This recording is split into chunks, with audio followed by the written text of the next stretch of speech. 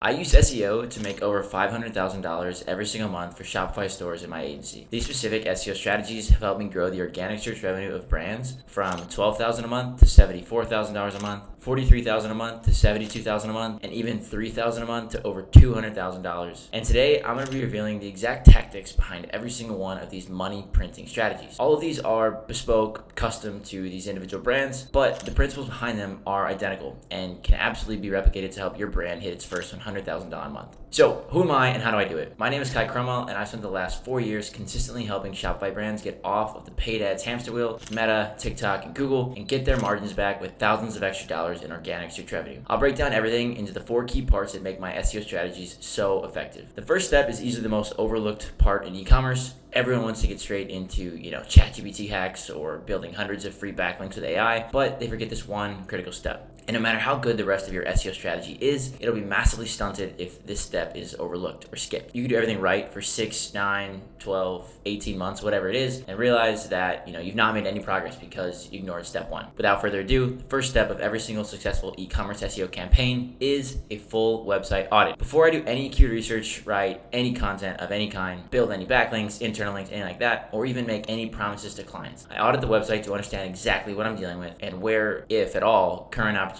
exist. The audit is really broken down into 3 major parts: technical, on-page, and off-page. I know that regardless of whatever site I'm looking at, I'm going to find at least a handful of technical issues on the site. It always happens. I guarantee you, if you're watching this video, your website probably has room for some technical improvements as well. However, I'm only focused on a few specific things, okay? I don't need this site to be absolutely 100% technically perfect.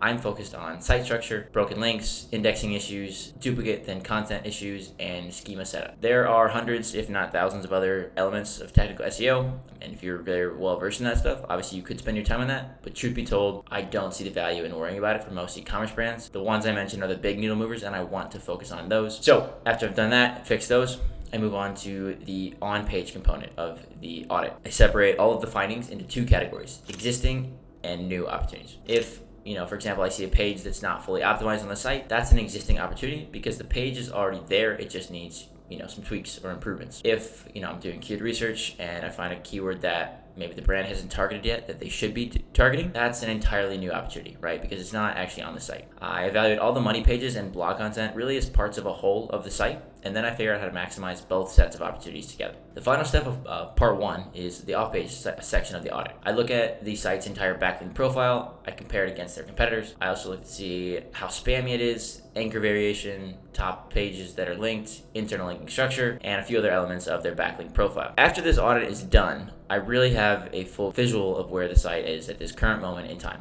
After that, I can now start building the actual strategy. On to step 2. The problem with most SEO strategies is that they jump straight to step 2. They want to just start building a strategy right away, and they don't even bother to audit your site. They give you a package, whether it's $1,000 a month, $2,000 a month, whatever, and they just put you in a box. They give you, hey, you're getting 3 blog posts a month. We're going to write them. They're probably going to be pretty average. You're also going to get 5 backlinks a month, probably from some private blog network or, some site with 0 traffic. And then you're going to wait. You're going to pay them for 6 months, and nothing is going to happen, unfortunately. This box that they put you in is what makes their cookie cutter strategies so ineffective, right? It is going to work for 1 out of every 10 brands, whereas I'm interested in getting results for all 10 brands. Every strategy I build is 100% unique to whatever brand we're working with and what I uncovered in the audit, right? There are a variable number of blogs, backlinks, and other elements of the strategy. No 2 are the same. At a high level, here's how I go about building that strategy and the timeline as to how we execute it. The goal is to finish all of the technical SEO work in the first 7 to 10 days of a campaign. Like I said earlier, the site does not need to be 100% perfect or healthy, no matter what some Ahrefs or SEMrush audit says. I just want to make sure that the major elements in part 1 of step 1 that I mentioned are taken care of. Our in-house developer handles all of that stuff, and while he is doing that in the first 7 to 10 days, I spend those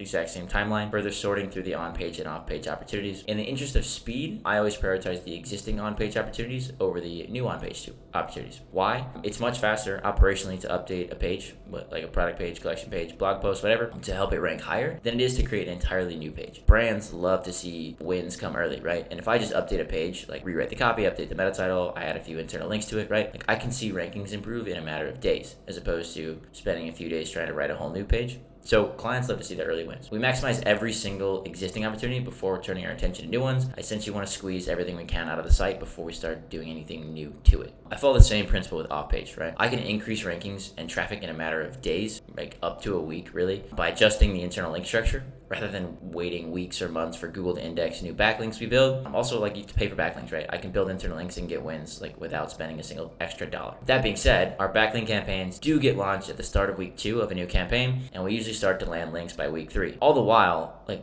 by week 3, I've already gotten a ton of major wins from internal link changes, also the on-page wins, also the technical wins, right? So this is like where everything starts to compound and snowballs like at the end of month 1. The first 30 to 45 days of our strategies and campaigns are super intense for a reason.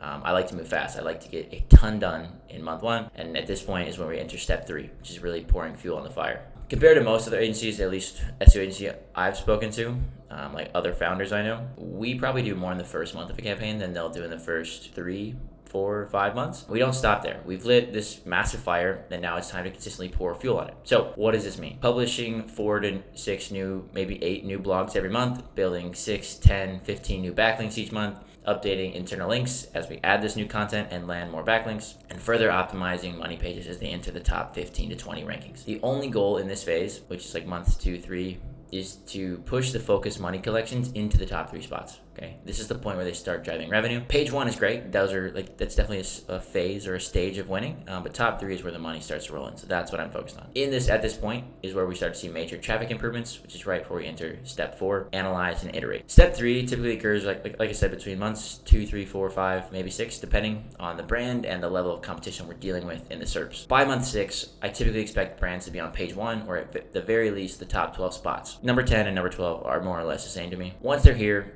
we take a step back, essentially from the strategy we've been executing, and we analyze what's working and what's not working if we need to make any changes. What got us, let's say, from page 5 to the bottom of page 1 is not the same we can't do the exact same thing to get us now onto the top of page 1 or the number 1, 2, or 3 spots.